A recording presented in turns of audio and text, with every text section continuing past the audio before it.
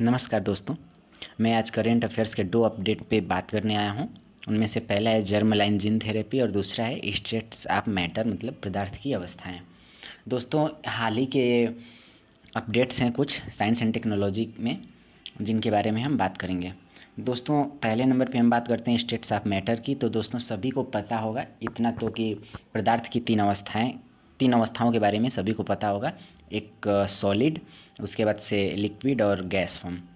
तो दोस्तों, आप लोगों को ये तो पता ही होगा कि जो सॉलिड होता है उसमें पदार्थ की अणुएं सबसे ज़्यादा करीब होती हैं, और जो द्रव होता है उसमें पदार्थ की अणुएं सॉलिड की अपेक्षा थोड़ा दूर दूर होती हैं, और गैस में पदार्थ की अणुएं जो होती हैं सॉलिड और उसके बाद से लिक्विड की अपेक्षा और दूर दूर होती हैं।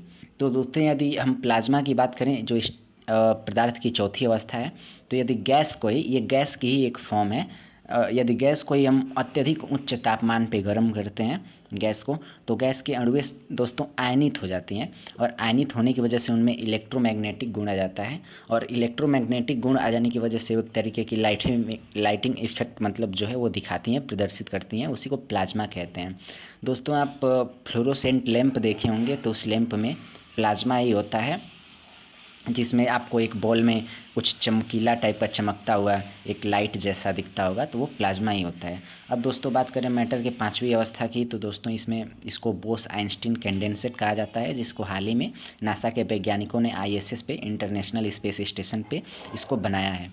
दोस्तों, पदार्थ की इस 5वीं अवस्था की मतलब जो कल्पना है वो आज से 100 वर्ष पहले ही, 100 वर्षों से ज़्यादा पहले ही सत्येंद्र नाथ बोस, जो भारत के एक महत्वपूर्ण बहुत बड़े गणितज्ञ थे, और आइंस्टीन जो एक बहुत बड़े भौतिक विज्ञानी थे, उन्होंने इसकी कल्पना की थी। इसीलिए इस पदार्थ की 5वीं अवस्था को इन्हीं लोगों के नाम पे बोस आइंस्टीन कंडेंसेट नाम दिया गया है। दोस्तों, यदि हम प्लाज्मा की बात करें तो ब्रह्मांड में जो 99.9% जो हिस्सा है ब्रह्मांड का, 99% से भी ज़्यादा हिस्सा ब्रह्मांड का प्लाज्मा से, पदार्थ की चौथी अवस्था से ही निर्मित है।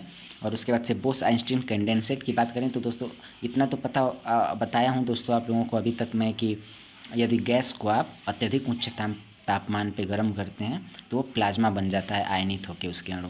लेकिन यदि आप गैस को ही अत्यधिक परम शून्य तापमान पे, लगभग -273 डिग्री सेल्सियस तक शून्य ताप नीचे ले जाते हैं, शून्य के भी नीचे, तो गैस के जो अणु होते हैं दोस्तों, वो एक तरीके से एक ही पदार्थ के परमाणु के जैसे वो विचरण करने लगते हैं, आचरण करने लगते हैं, और एक दूसरे से जुड़ने लगते हैं, जो एक तरीके के नया पदार्थ का रूप ले लेता है। इसी को बोस आइंस्टीन कंडेंसेट नासा के वैज्ञानिकों ने नाम दिया है। और दोस्तों, बोस आइंस्टीन कंडेंसेट के अणुओं में दोस्तों क्वांटम के गुण पाए गए हैं, क्वांटम गुण पाए गए हैं, जिसकी वजह से क्वांटम तकनीकी के लिए भी एक तरीके का क्रांति का कार्य करेगा। तो दोस्तों, उम्मीद करता हूं कि आप लोगों को पूरा समझ में आया होगा स्टेट ऑफ मैटर के चौथे और 5वें अवस्थाओं के बारे में। अब दोस्तों, बात कर लेते हैं जर्मलाइन जीन थेरेपी के बारे में। दोस्तों, तो ये एक तरीके की इलाज की जीन एडिटिंग कहें, एक तरीके से जीन एडिटिंग की ये एक नई तकनीकी है। ये पहले भी थी, लेकिन इस समय इसका प्रयोग खासा रूप से होने लगा है। इसको दोस्तों आनुवांशिक रोगों को मतलब पिता से पुत्र में ट्रांसफ़र होने से रोकने के लिए इसका यूज खास करके इस तकनीकी का प्रयोग किया जाता है। तो दोस्तों, जर्मलाइन जीन थेरेपी की बात करें तो जैसे मान के चलिए कि माता पिता हैं, उनके अंदर कोई ऐसी प्रॉब्लम है जो आनुवांशिक रूप से उनके होने वाले बच्चे में भी ट्रांसफ़र हो सकती है।